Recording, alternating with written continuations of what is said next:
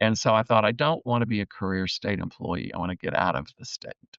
Uh, Okay. and so an opportunity came open for Kerr-McGee Oil Company that was back in Oklahoma City.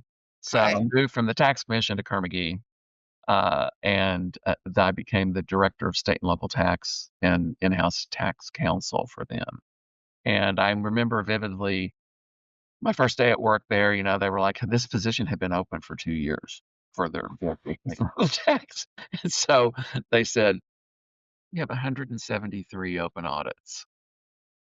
And I was in charge of audits. And so I was like, oh my God, so I just sat down. I remember the first week I got mail from 13 different states. And within the first 2 weeks, I had a hearing, a unitary tax hearing in Idaho for Kerr-McGee. And I didn't really know much about how the company was organized, how it was set up, what parts were unitary, what parts weren't, you know, why we were being audited, why Right. What are you defending and what what are yeah, they getting?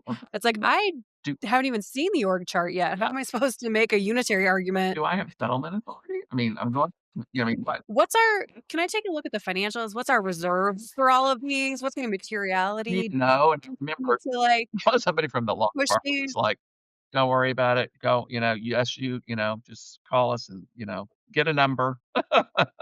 And so that's kind of how it started. So I loved it, and I've got involved with the American Petroleum Institute. I've always been one of those people who was like the leader. I was president of my high school class. I just always somehow have, I don't know why, it's really usually thankless jobs, but I got on the API SLIFT committee, state and local income and franchise tax. And I met Marilyn Withicum.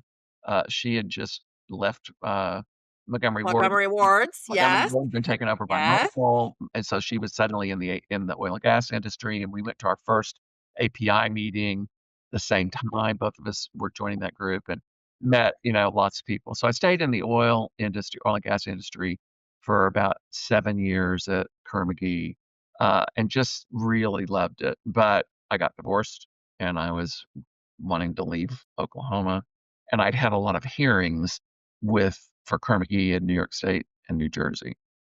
So I got to come up here to the Northeast frequently to handle those hearings. And I would, of course, try to arrange to have my hearing on Thursday so that Friday would be a travel day, and I would instead stay in the city and then travel on Sunday.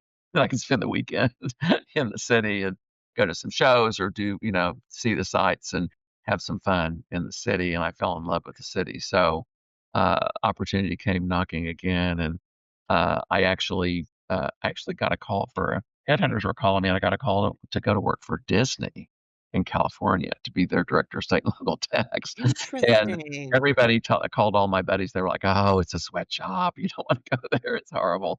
And I was like, "Okay, where do I want to go?" And I was like, "Oh, I really want to live in New York." So I just told the recruiter I want to move to New York City. And I remember the recruiter saying, "Nobody wants to move to New York City. Why do you?" I said, "No, I really do." So I had an interview with Pricewaterhouse, and I moved to New York and went to work for PW. And the rest, I say, is history. I've been here for, actually, it was 30 years, April 22nd.